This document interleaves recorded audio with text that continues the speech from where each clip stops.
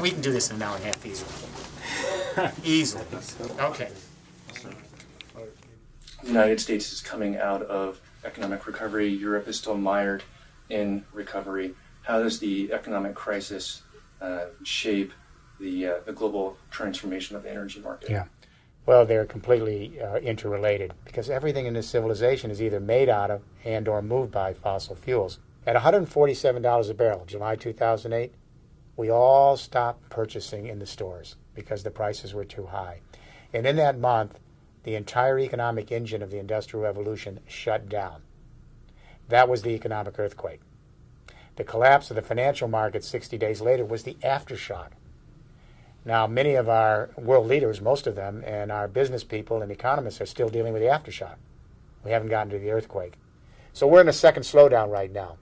What I'm suggesting here to the business community is we are in 4, 5, 6-year cycles of growth, slowdown, growth, slowdown. It leads to the second event of the last 5 years, and that's Copenhagen, climate change talks. December 2009, we had 192 heads of state go to Copenhagen to address the entropy bill for the industrial age. We have spewed massive CO2 into the atmosphere during the 19th and 20th century, or the first and second industrial revolutions. We're not grasping, as my wife says, the enormity of this moment. It's not just an economic crisis. The economic crisis has now given rise to a species crisis. This is a pivotal century where we have to make some very quick and determined decisions to move us off carbon-based fuels and move us into a renewable energy future.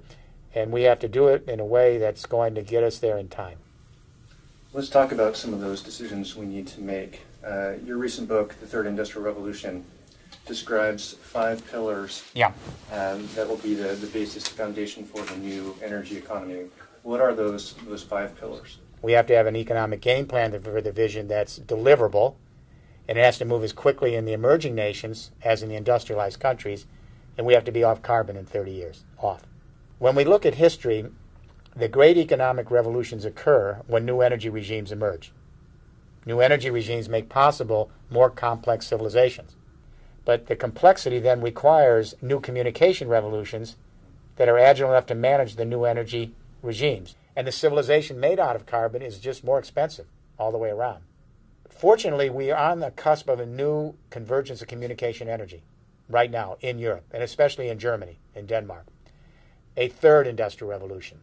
What's happening now in Europe is that this distributed, collaborative, laterally scaled communication revolution, the internet, is just now beginning to merge with a new energy regime, distributed energies, which have to be organized collaboratively and scaled to peer-to-peer lateral power.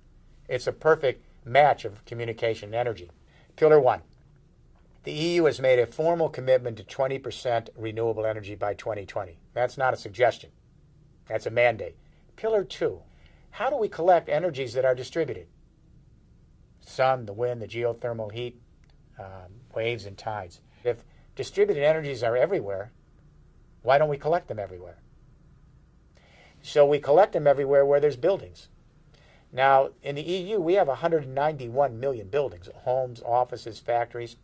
And the goal is to convert every single existing building in the EU to your own personal green micro power plant. Pillar 3. This is a challenging pillar, storage. At the EU level, we are committed to all storage. We're agnostic. Put in flywheels, batteries, capacitors, air compression, water pumping. We like them all. But we've focused at the center of the storage network on hydrogen because it's the basic element of the universe. It carries other energies, and it's modular. Pillar 4. This is where that internet communication revolution converges with the new distributed renewable energies. It's the nervous system for this new economic paradigm. Then if you don't need some of that electricity at any given time in your building, you can program your software to sell that electricity across a distributed smart grid, an energy internet, that extends from Ireland all the way to the borders of Russia. Pillar 5, the last pillar, is transport and logistics. These 5 pillars alone are components. They're meaningless. It's only when we connect them and phase them in that we create a general purpose technology platform. We need to not make the mistake that was made here in this country. President Obama wanted a green economy. He still does. and his heart is in it. But we spend billions and billions of dollars in U.S. stimulus money, and we don't have a green economy. Why? Because the money was spent on siloed, standalone, piloted projects. When a community, let's say in Germany, a region in Germany, starts to build out this 5-pillar infrastructure, it immediately has to look for other nodes. Because if it has a surplus of green electricity because they had a lot of sun that week, or the wind was blowing and they have a lot of electricity, they want to share it with some other zone in some other parts of Europe. This energy internet favors large continental regions so that you can share surpluses against lulls because of different times of the day, seasonal differences, climatic differences. So the energy internet runs across land masses like Wi-Fi until it reaches the ocean edge. The next stage of globalization is continentalization. We need these network political unions that can create the codes, regulations, and standards and the interoperability so that we can lay out this smart, intelligent infrastructure. Do today's energy incumbents see this? The big centralized power producers in the United States and Europe, they're facing major challenges, rapid deployment of distributed generation, falling profits because of plunging wholesale prices. I would say that the energy companies have not been overly happy with this, but some of them are moving in our direction. And the reason they are is they realize we have to be in two portfolios. We're not leaving centralized energy tomorrow morning. We have a whole infrastructure out there. And what we say over and over again is we have to make sure to steward that existing centralized model, fossil fuels and nuclear power, reduce its CO2, increase its thermodynamic efficiencies. At the same time, the energy companies would be well served by also being in the new model, which is distributed and collaborative use of renewable energies. The real test for any company is being in both models, both business models at the same time, so that we carefully wean ourselves off of the old centralized model over the next 25 years, while we quickly and efficiently wean ourselves in to the new third industrial revolution laterally scaled model. Some energy companies won't make it. They're just not going to buy it. When we first introduced this idea of distributed power to the transmission and utility companies, they weren't so happy. They said, look, we like to generate a lot of power, sell a lot of electricity. End of story. But then in Europe, the EU went through an unbundling process, and the European Commission said you can't both own the power generation and own the transmission lines.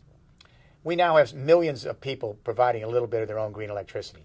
We say to the transmission companies, your job increasingly will be to take in the energy of millions and millions of players into the grid. We say, look, millions of us will produce the green electricity through our producer and consumer cooperatives. We'll feed it back to the grid. You run the energy internet. And then you as a transmission company, you set up partnerships with thousands and thousands of companies, small and medium-sized enterprises, large global companies. You manage their energy like IBM, Cisco, and HP manage their information. Then the clients can share their productivity gains back with the utility companies. There's far more money to be made in selling less electricity, managing that electricity flow, reducing the energy cost of clients, and sharing in their productivity gains, and everybody wins. So it's obvious that the third industrial revolution, the energy internet, has buy-in from political leaders, business leaders in the EU. How do you get political buy-in from the leaders in the United States and business leaders too? I think we surround the United States by the rest of the world.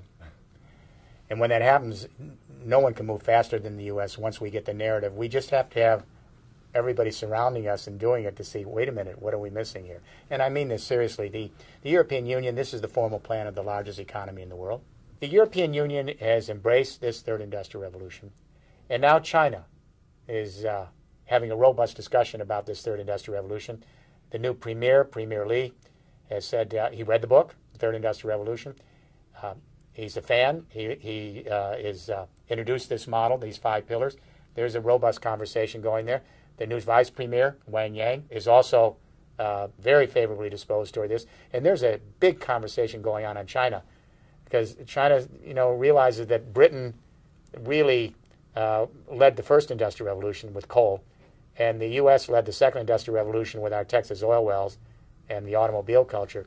And I think China realizes they have a great opportunity here to be among the leaders in a third industrial revolution. And again, like in every other country, they're wrestling with how you keep two portfolios: centralized power of the 20th century, distributed power in the 21st. And again, they have to find that balance of how they steadily keep that old system as efficient as possible while they move to the new. So we're going to see the EU moving on this, the emerging countries for sure. China's having a robust conversation, Korea. The problem I think we're facing in the U.S. and Canada, if I may say, is we've bought somewhat of a devil's bargain here with shale gas and tar sands. And that is that we've been convinced that this buys us energy independence. No, it keeps us in an old 20th century second industrial revolution. If we were smart, we would use that energy we have to transition us to the next industrial revolution. In other words, but not to use it as an excuse not to move into the next industrial revolution. It isn't rocket science. And Germany, watch Germany. Germany is the most robust industrial economy per capita in the world. So when you see companies like Siemens and Daimler in Germany and Deutsche Telekom moving on this third industrial revolution, listen up. And I think Americans have a great respect for German business. And my sense is, as California, especially, begins to look over what Germany's doing, they're going to say, we can do that. Maybe we do that with them. Because what we need are these companies around the world, not only in Germany, but to join together and all over the world begin to lay out this infrastructure. We're going to have to be able to make sure local businesses, local industries in every country in the world have the expertise, the technical skills, so they can lay down this infrastructure in cooperation with companies that are at the leading edge.